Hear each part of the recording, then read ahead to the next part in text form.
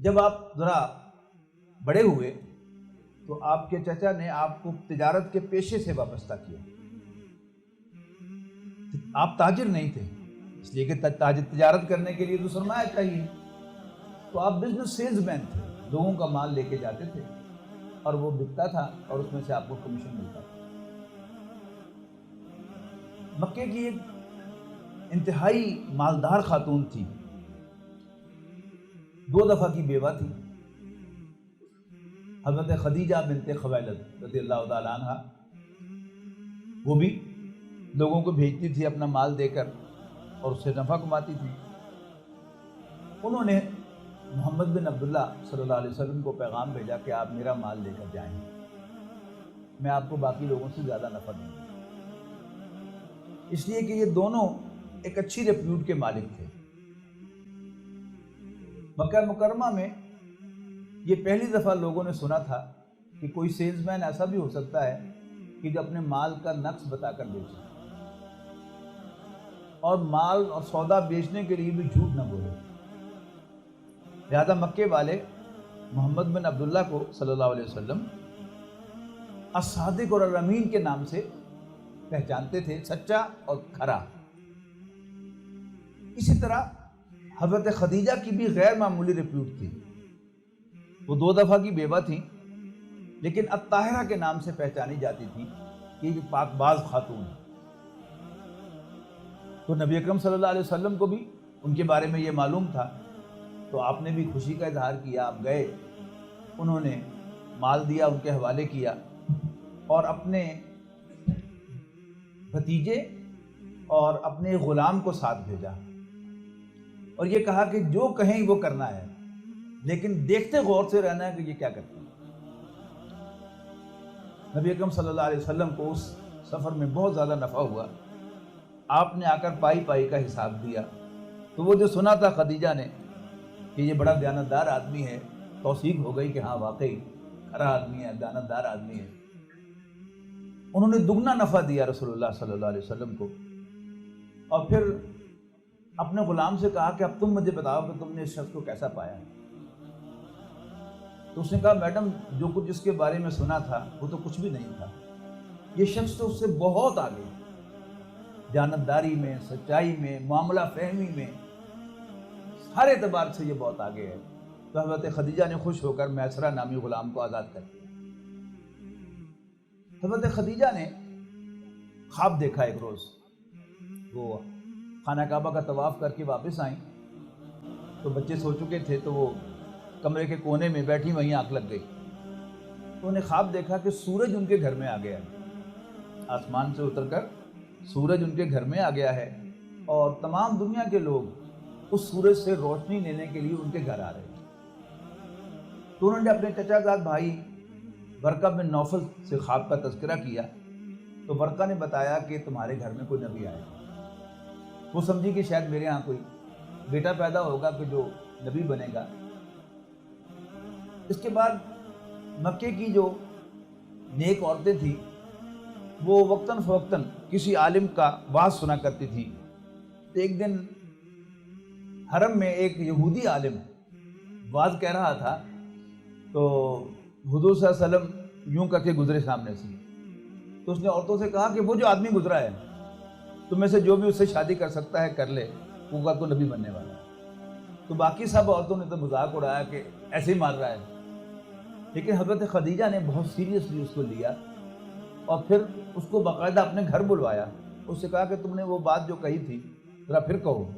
اس نے بات دہرائی اور کہ ہاں میں ٹھیک کہہ رہا ہوں کہ وہ شخص کل کو اللہ کا نبی بنے گا، اگر تم شادی کر سکتی ہو تو اس سے کرو. حضرت خدیجہ نے ٹھان لی کہ میں محمد بن عبداللہ سے صلی اللہ علیہ وسلم شادی کروں گی. لیکن اب آج سے ذرا 1500 سال پہلے جائیے، کیا کسی عورت کے لیے کسی شخص کو مرد کو پرپوز کرنا ممکن تھا؟ لہذا اب وہ نہ تو اپنے گھر والوں سے کہہ سکتی ہیں اور نہ ہی وہ ڈائریکٹ حضور صلی اللہ علیہ وسلم سے کہہ سکتی ہیں. تو انہوں نے اپنی سہیلیوں سے مشورہ کیا کہ میں تو ارادہ رکھتی ہوں کہ میں محمد بن عبداللہ سے شادی کروں صلی اللہ علیہ وسلم.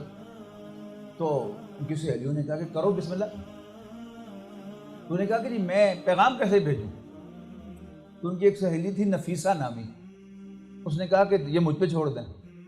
تو ایک دن حضور صلی اللہ علیہ وسلم طواف کر کے نکل رہے تھے تو سامنے سے آئی، محمد تم نے شادی نہیں کر دی صلی اللہ علیہ وسلم. تو آپ نے فرمایا کہ میں غریب آدمی ہوں، مجھ سے شادی کون کرے گا؟ تو نفیسہ نے کہا اگر کوئی عورت تیار ہو تو. آپ نے فرمایا کہ پہلے نام بتاؤ پھر میں اپنی رائے دوں گا. اس نے کہا کہ خدیجہ تم سے شادی کرنے کو تیار ہے. جیسا کہ میں نے عرض کیا ہے کہ خدیجہ جو ہے وہ الطاہرہ کی ریپیوٹ کے مالک تھی، تو رسول اللہ صلی اللہ علیہ وسلم نے بھی فوراً آمادگی کا اظہار کیا کہ اگر خدیجہ تیار ہے تو میں بھی تیار ہوں. رسول اللہ صلی اللہ علیہ وسلم نے گھر جا کر اپنے چچا سے تذکرہ کیا، ظاہر حضور کے ولی تو وہ تھے. تو چچا نے بلایا اپنے بھائیوں کو، یعنی ابو لہب کو اور حضرت عباس کو، مشورہ کرنے کے لیے کہ اس طرح پیغام بھیجا ہے خدیجہ نے، تو کیا خیال ہے؟ ایسا معلوم ہوتا ہے کہ ابو لہب کو شروع ہی سے رسول اللہ صلی اللہ علیہ وسلم سے خوخار تھا. یعنی مخصوص ہوتے ہیں کچھ لوگ کہ جو دکھاتے تو ہیں کہ بڑی خوشی ہوئی، لیکن حقیقت میں وہ جل رہے ہوتے ہیں حسد کے اندر. حضور صلی اللہ علیہ وسلم کے معاملے میں صرف وحی کے بعد ہی نہیں اس نے حضور صلی اللہ علیہ وسلم کو تبا لگا یا محمد کہا یا گالیاں دی یا آپ کے راستے میں کانٹے بچھائے، بلکہ ایسا معلوم ہوتا ہے کہ شروع سے ہی اس کو کوئی تکلیف تھی رسول اللہ صلی اللہ علیہ وسلم کی. تو جب ابو طالب نے مشورہ کیا تو ابو لہب کہنے لگا، پنجابی کہا نا کہ اوے بزتی نہ کرا دیں کدھرے. یہ ہوتا نا خاندانوں کے اندر کہ جب رشتے کا سوال لے کے جایا جائے اگر نہ ہو جائے تو اس کو بڑی انسلٹ سمجھا جاتا ہے کہ بزتی نہ کرا دیں کدھرے. تو حضرت عباس نے اس کو کنفرنٹ کیا کہ ایمن نہ ماریا کر، کوئی ساڈا منڈا کسی تو کاٹے. ذہن میں ان کے کیا تھا کہ خدیجہ ایک مالدار خاتون ہے اور ایسا نہ ہو کہ ہماری بے عزتی ہو جائے. تو حضرت عباس نے کہا کہ ہمارا لڑکا جو ہے یہ کس میں کیا کمی ہے؟ ماشاءاللہ خوبصورت ہے، ماشاءاللہ با اخلاق ہے، اس میں یہ ہے، اس میں یہ ہے، اس میں یہ ہے، سچا ہے، امین ہے، کیا کمی ہے اس میں؟ احتیاط یہ کی گئی فردر کہ ابو طالب نے حضور صلی اللہ علیہ وسلم کی پھوپھی حضرت صفیہ رضی اللہ تعالیٰ عنہ کو، یعنی اپنی بہن کو بھیجا کہ پہلے ذرا ٹو لے کے آؤ کہ واقعی ایسا ہی ہے معاملہ. تو حضرت صفیہ حضرت خدیجہ کے گھر گئیں اور دروازہ نوک کیا تو اندر سے ایک لونڈی آئی. تو انہوں نے کہا کہ جی میں نے خدیجہ سے ملنا ہے. کہ جی آپ کون ہیں؟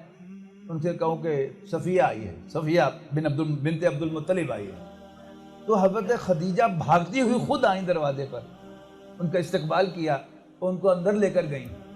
اور اس سے پہلے کہ حضرت صفیہ کوئی بات کرتی تو انہوں نے خود ہی کہا کہ آپ جس کام کے لیے آئی ہیں وہ بات بالکل ٹھیک ہے، میں نے واقعی محمد سے خواہش ظاہر کی ہے شادی کرنے کی.